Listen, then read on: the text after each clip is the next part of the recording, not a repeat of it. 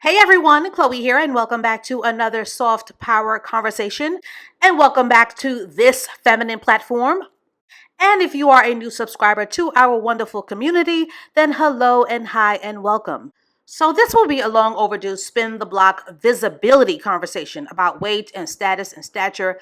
And because this is a hypergamous platform, this will also be an elephant in the room conversation about social climbing and a conversation about what absolutely no one has picked up on in the level up space. And you heard it here first, which is the fact that absolutely no one wants to be considered average anymore. No one wants to be at the bottom, and certainly no woman wants to be considered undesirable or low hanging fruit, which is a dire consequence of the competitive and comparative nature of social media. So, just a heads up, this will be a very triggering conversation, as conversations about weight typically are. And we all know that conversations about losing weight are always going to come up in the level up space because they are directly correlated to visibility, Eurocentric beauty standards, desirability politics, and what it actually means when it comes to being attractive to men with position, provision power, money, and men who can give you the hypergamous life, and men who can otherwise make your life easier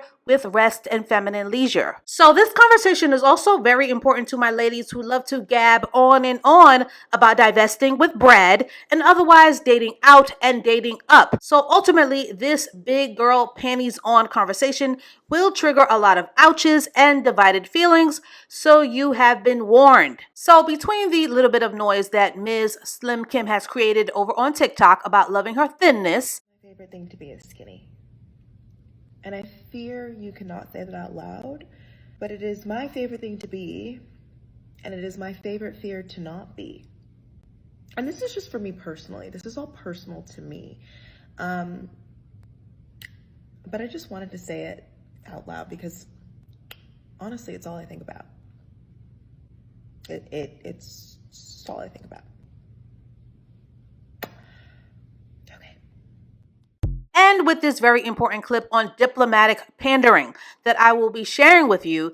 The truth is, if you want to date out and up, because we don't want bottom shelf anything, but if you want access to Brad's resources or any other race of provider men, you're going to have to tighten up in order to not be average. And that is a conversation and a message that many Black women seem to be highly resistant to. Now, I've done everything in my power, and I probably need to do more when it comes to creating content on how to lose the weight, to increase your visibility, and to increase the quality of your options in the dating and marriage marketplace, because running to bottom shelf men of other communities will never be a flex. Now, I've made several videos on the topic of weight loss and competition, which we all know is a very polarizing, divisive, hit feelings topic that seems to keep Black women in a chokehold of both fascination and avoidance. But the thing that I love about YouTube the most is being over on the Brad side of the dating and marriage marketplace conversation. And I suggest that many of you who are interested in divesting, and that many of you who are tuning in, that you do the same to help broaden your perspective on what Brad really thinks and feels about obesity, which is not discussed enough in the divested space. And other races of men who have provision power are also following suit, and the younger generations of men and their tastes are being influenced. So big women are going to struggle in the dating and marriage marketplace more than they ever have before, just on the strength of the powerful influence of social media and not wanting to be seen as average. Now, when it comes to weight over on the Brad side of YouTube, they are pretty brutal and are very much very ruthless to each other when it comes to the social climbing game. And this is especially true when you are a fat girl, because when it comes to the comments in their community as it pertains to weight, the comments and the conversations are no holds bar damaging, and zero feelings are spared. And there is even a recent video by a content creator by the name of Whole Math, who has tinges of red pill messaging, but who you will learn a lot from. So I highly recommend his channel. And he did a case study on a woman who tried to catfish for sympathy after she intentionally deceived her date and got rejected. I put makeup on just for this date, so it better go well. And I'm not posting this, probably, if it doesn't. It did not go well. Truthfully, it lasted less than 2 minutes. I walked up, he gave me a hug, and said, "Are you hungry? Let's go inside." We went inside. He said, "Actually, can you step outside for a minute?" I stepped back outside, and he said, "I'm not trying to offend you, but I'm just not feeling it." So I walked to my car and came back home.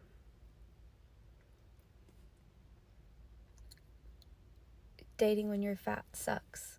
Now, in these days and times, most people are not dumb when it comes to catfishing, because if your looks do not match your face tuned, your AI'd, or your only certain angles, or your over filtered image, you will not do well in the dating and marriage marketplace. And at this point, I don't know why any woman would intentionally try to be deceptive with online dating only to get a negative response when they look nothing like their profile. Catfishing in dating is never acceptable, and now this woman's humiliation has been turned into a whole math case study.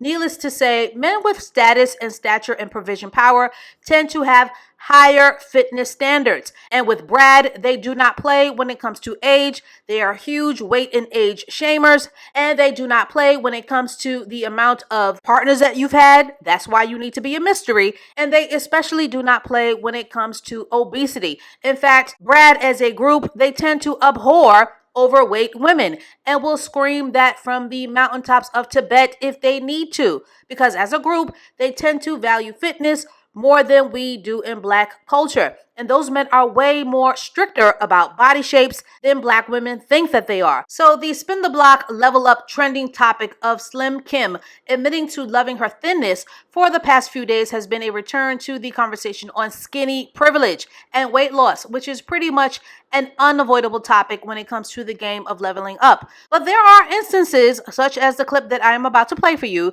where Black women are still looking to be pandered to when it comes to the topic of weight. Tell me why men play with heavier women, and how come we don't deserve the same respect as smaller women? Some men are afraid to deviate from what's expected of us.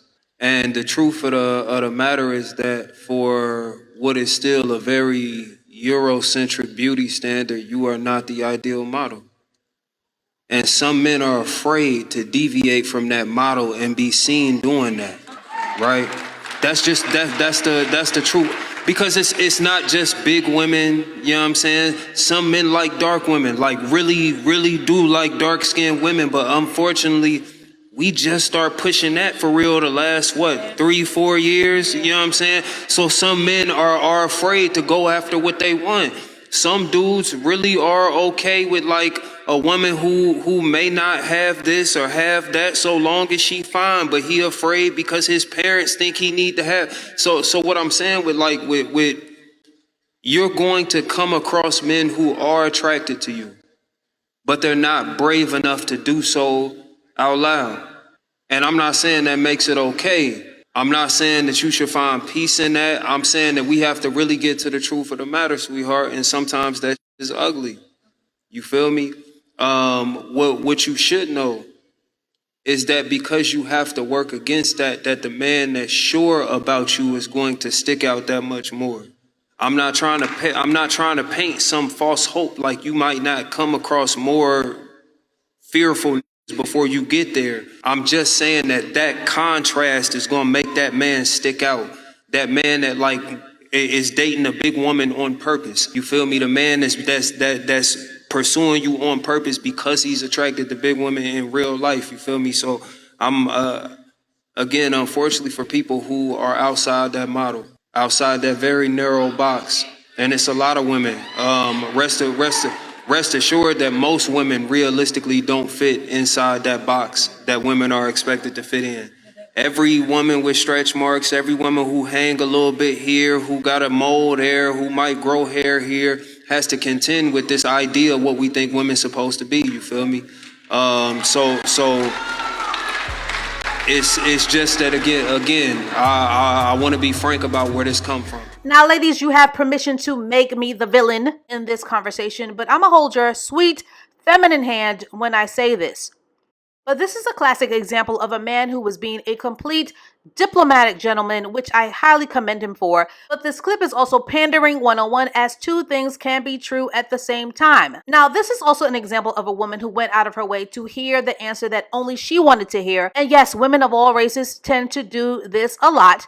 Notice I didn't say that this woman was ugly, nor did I say she was not deserving, nor did I go out of my way to discount her or to devalue her or to tarnish her the way that most a-hole content creators would. And yes, for those who love to derail the conversation for the bajillionth time, skinny does not mean healthy, and both skinny and heavy women get cheated on and mistreated. But that isn't the focus of what this very sensitive, nerve-ending conversation is all about, which is desirability politics, aka why don't men with money and resources like me? But if you have to purchase a ticket to a conversational panel that is based on entertainment, to corner a man on a stage who is relying upon you for your dollars to keep his shared platform intact, of course he's not going to humiliate you about your weight. That would be career, platform, and brand suicide. So ladies, and I say this with love, but as a group, many black women would rather jump through a circus ring on fire than to just lose the weight, only to get hella angry and frustrated when the men, which are usually the men who are about something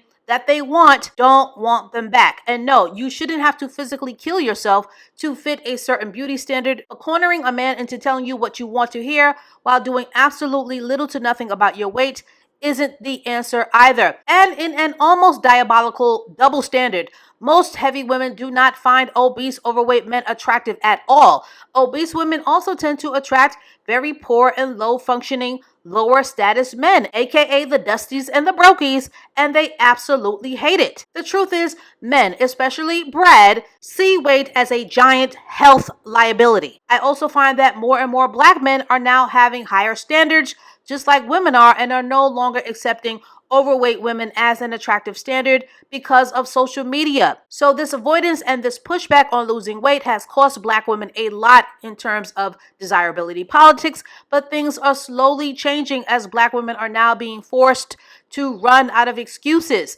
especially when it comes to dating out, dating up, and marrying hypergamously. And many famous women, including Lizzo and Ice Spice and even Megan Thee Stallion, have all lost significant amounts of weight, as skinny has and always will be in and will never not be, which is why Ozempic is so popular. Now, there is no easy way to say this, but one of the most important aspects of keeping yourself high value in the dating and marriage marketplace game is by eating clean and by keeping yourself fit, because this is how men think, as there is a lot of truth in men desiring women who are committed to looking and feeling their best, which will support the idea of you being the prize. And this will hurt some feelings. But once upon a time, a long time ago, before the internet was created, there was a long held belief, especially in the black community, that a man should accept a black woman as is and that a man should love you as you are. But now that men on the internet are chatting and gabbing and are forming communities, just like we are, on what they desire, even the poor men want women who, dare I say, are fit and feminine. Now, I also want black women and overweight women in general to understand the flip side to this conversation, which is if your husband or your boyfriend, or if you meet a man today who accepted your bigness, or who tried to discourage you from looking and feeling your best, or who says that he doesn't care that you're 100 to 200 pounds overweight, then more than likely he wants to sabotage your worth to keep you uncompetitive, or so that he doesn't have to compete to keep you. Because when women lose the weight, they tend to increase their marketplace value by 1,000%, which will mean that the man who loves you as you are will now have to compete with the added attention that you will get as a result of your weight loss. Ladies, this is how men sabotage, especially if he is a lower class earner, because best believe if he were to all of a sudden become a wealthy man, he would change his tune so fast about his preference for a fluffy woman. Now, the spirit of confusion and avoidance are real, but I'm kind of glad that these leveled up conversations are kind of forcing black women to take a long look in the mirror.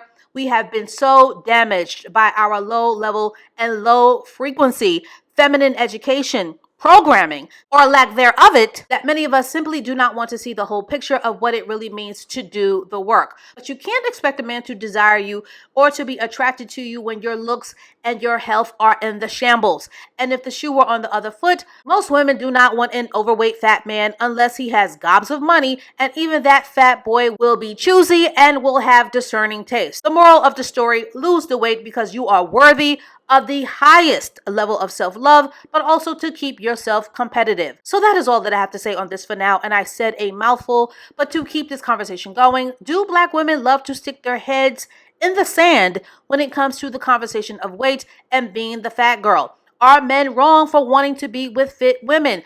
Are skinny women being jerks when gloating on about their privilege? And should Black women stop resisting the need to lose weight? And as always, I thank you for liking, for watching, for subscribing, and for sharing the videos on this platform. Believe it or not, over 2.3 million of you watched my videos last month. So thank you for all that you do. So please stay tuned for more videos to come, and I will catch up with you ladies and lurkers and ear hustlers in the next one. Hi, I'm Alexandra. I have lost 125 pounds by not listening to people who told me to eat in a calorie deficit. Let me explain.